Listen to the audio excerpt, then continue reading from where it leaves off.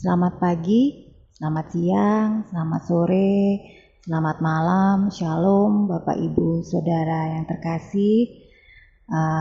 Senang sekali rasanya saya boleh diminta oleh tim Smart People untuk mengisi di program acara Street Justice Teologia Jalanan untuk berbagi atau sharing tentang kisah hidup ataupun pengalaman yang kita alami.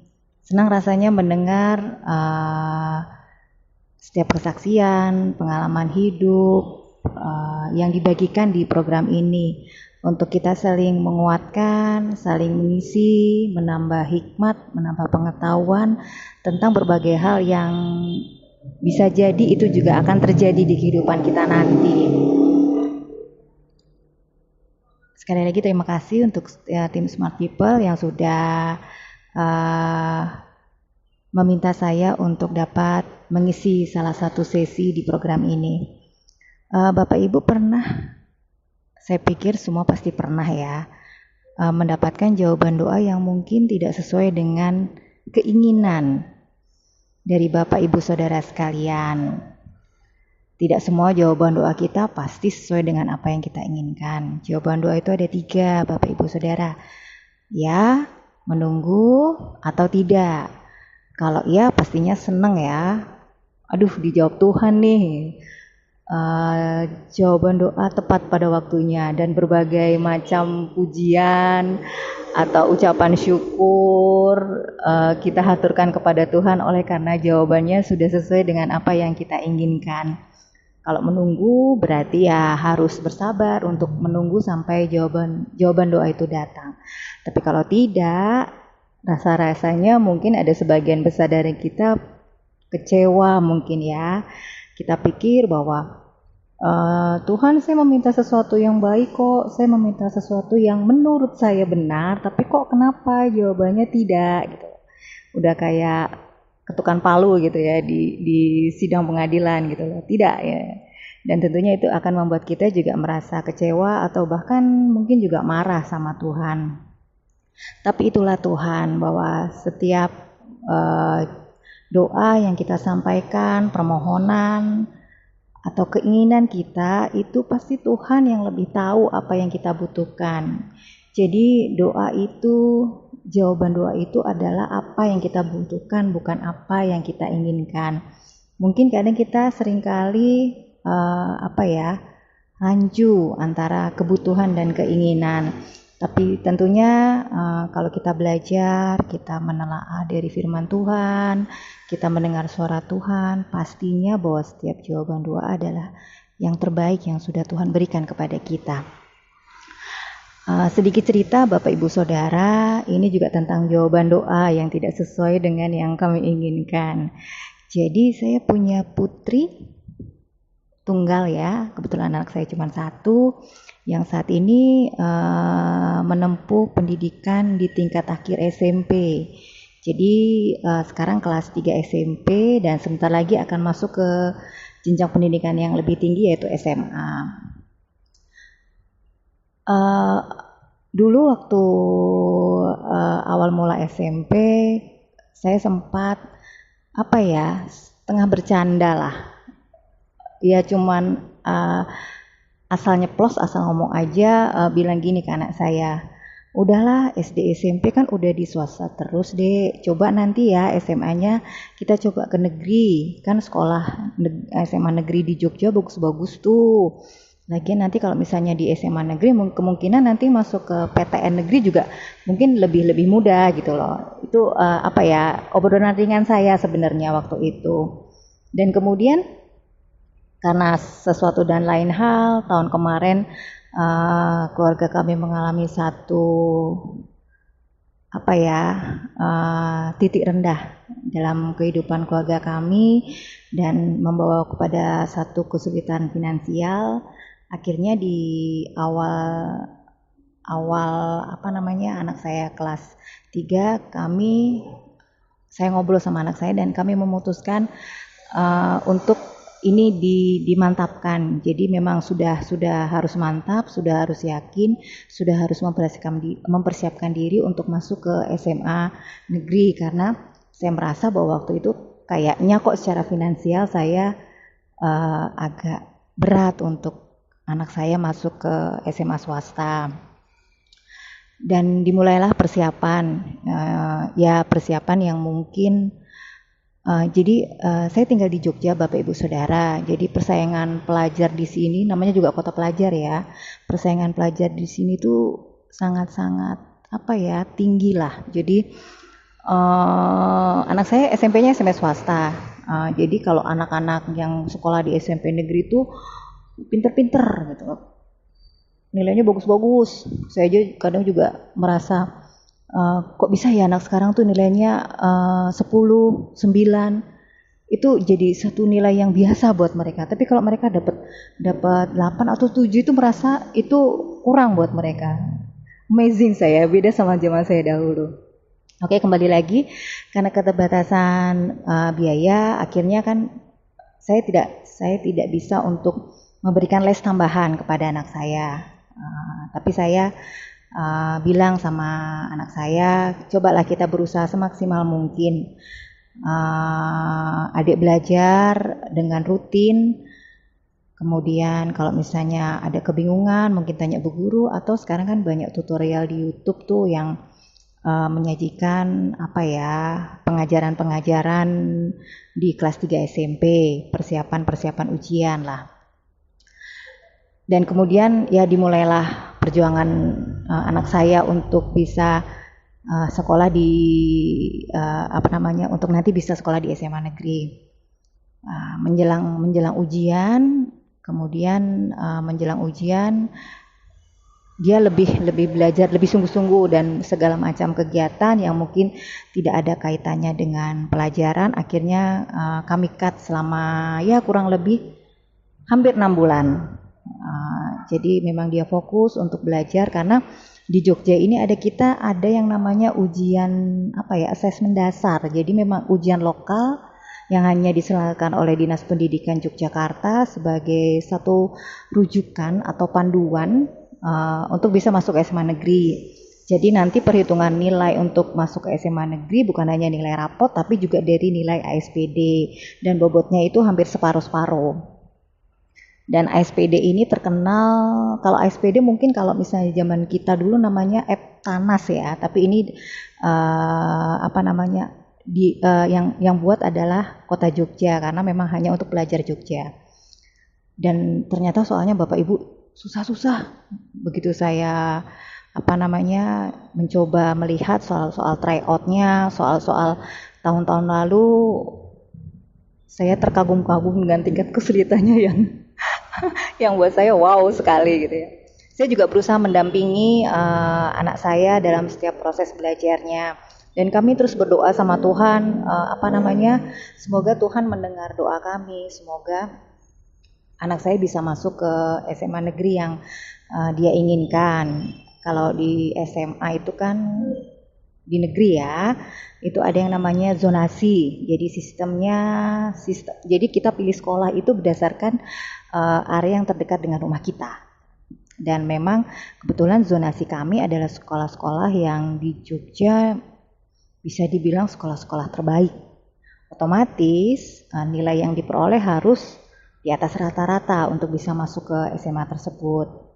Sebetulnya di awal semester akhir anak saya ya sekitar bulan-bulan Januari Februari tahun ini ada beberapa tawaran beasiswa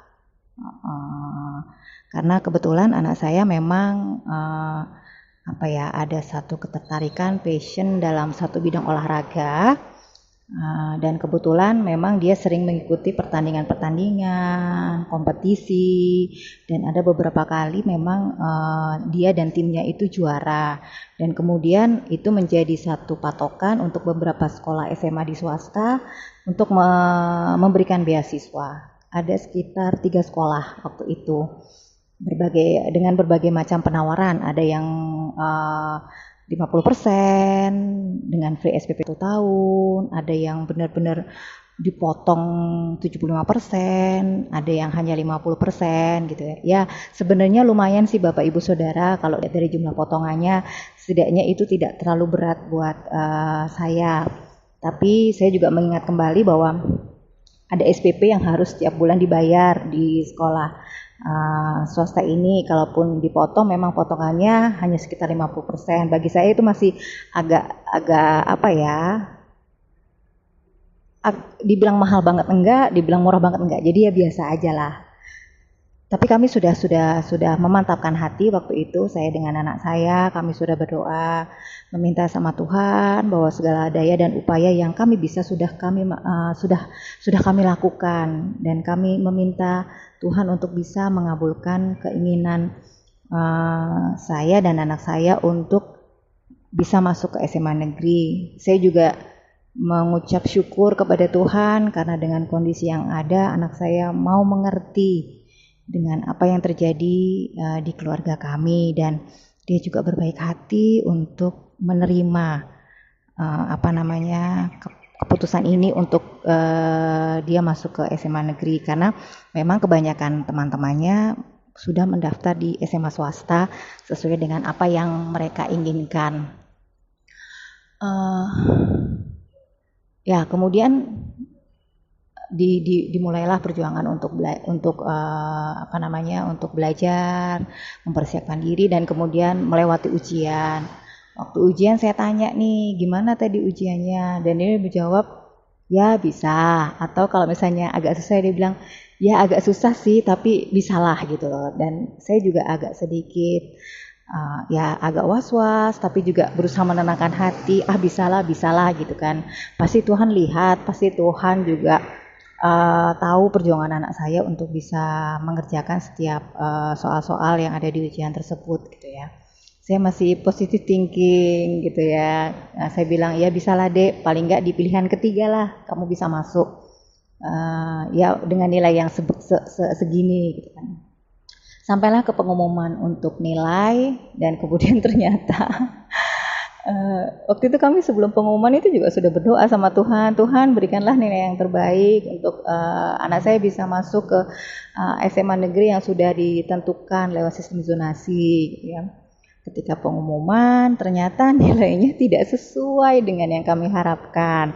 Memang pendaftarannya sih belum dimulai ya, jadi ini hanya sekedar pengumuman nilai aja. Tapi saya sudah merasa, aduh kayaknya nggak nyampe ini kalau misalnya harus memaksakan diri mendaftar. Mungkin bisa masuk ke SMA negeri, tapi dengan kondisi yang boleh dikatakan kurang lah ya kualitasnya. Ya letaknya mungkin yang jauh ada di pinggir-pinggir kota Jogja, atau mungkin di pelosok, mungkin bisa dengan nilai segitu.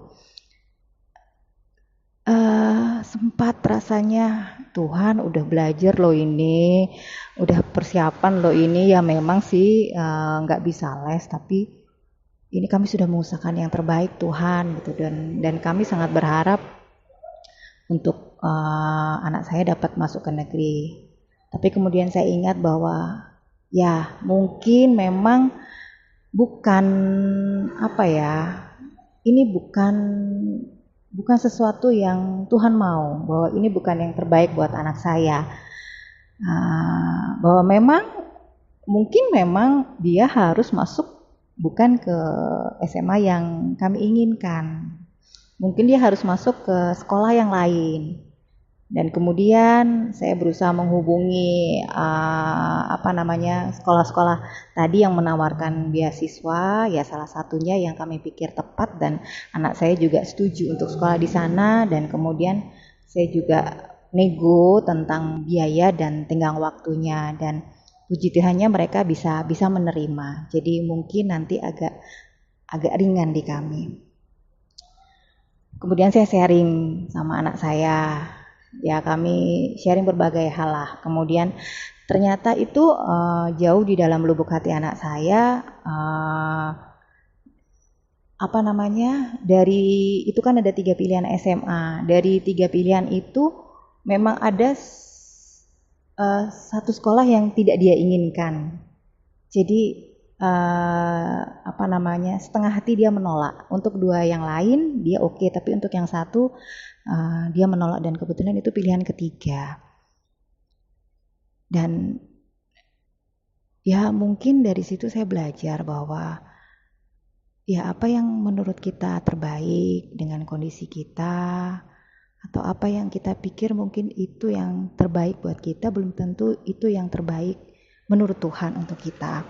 Dan belajar untuk legowo, untuk menerima dengan setiap apa yang sudah Tuhan berikan. Saya pun berusaha menerima, dan saya meyakinkan diri, saya berdoa sama Tuhan untuk Tuhan cukupkan dengan segala sesuatu. Karena saya percaya kalau memang Tuhan sudah tunjukkan untuk anak saya bersekolah di sini, pastinya Tuhan akan cukupkan dengan berbagai hal yang mungkin saya pikir saya tidak bisa untuk untuk menanganinya, untuk membayar lah istilahnya. Ya, kemudian saya tanya anak saya udah oke, dan kemudian kami juga mencoba untuk memenuhi persyaratan-persyaratannya. Ya puji Tuhan Bapak Ibu Saudara, karena ini sudah gelombang ketiga, yang biasanya SMA swasta itu udah jor-joran harga gitu ya, tapi puji Tuhan bahwa program beasiswa ini masih berlaku buat GB. Dan memang waktu itu kepala sekolahnya bilang bahwa mereka memang menunggu anak saya untuk masuk situ gitu loh. Karena waktu itu memang masuknya berdasarkan rekomendasi dari klub yang dia ikutin, dan kebetulan dia ada di urutan pertama. Kami juga sempat beberapa kali ketemu dengan pihak sekolah sebelum beberapa waktu yang lalu lah. Kepala sekolahnya itu wakil kepala sekolahnya itu masih bilang masih menunggu, tapi kami juga setengah nggak yakin karena ini udah gelombang ketiga, sudah mendekati juga dengan batas akhir pendaftaran. Tapi ya puji Tuhan semuanya sudah diperlancar oleh karena kasih karunia dari Tuhan.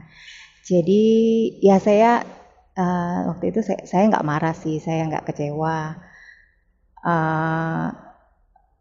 Sedikit ada rasa aduh, tapi ya sudahlah, kita coba cari alternatif lain, kita coba cari jalan lain yang pasti kalau memang ini bukan yang Tuhan mau, berarti Tuhan sediakan jalan yang lain. Jadi begitu Bapak Ibu Saudara, ya seringkali ya dalam kehidupan kita ataupun dalam keputusan-keputusan tersulit atau dalam hal-hal yang kita butuh Tuhan menjawab iya, ternyata jawabannya enggak. Itu kadang memang kita harus tahu bahwa waktu Tuhan adalah waktu yang terbaik. Apa yang menurut kita baik belum tentu buat Tuhan itu baik. Dan sebaliknya, apa yang menurut kita nggak baik, mungkin itu yang Tuhan mau untuk kita kerjakan dalam hidup kita, untuk kita semakin memperbaiki diri kita, hidup kita, tentunya dengan firman Tuhan, yang sesuai dengan firman Tuhan. Mungkin begitu Bapak Ibu Saudara, jadi jangan khawatir kalau memang jawaban doanya tidak, berarti Tuhan sudah siapkan hal-hal yang jauh lebih baik. Dan saya percaya itu, bahwa ketika anak saya mendapatkan satu sekolah, saya percaya dia akan lebih berkarya di sana, dia akan menunjukkan prestasinya dengan lebih dan lebih lagi. Segitu mungkin sharing dari saya, semoga ini bisa menambah berbagi pengalaman tentang kehidupan, terutama dalam hubungan relasi dengan anak atau keluarga. Sekian mungkin dari saya. Tuhan Yesus memberkati. Haleluya. Amin.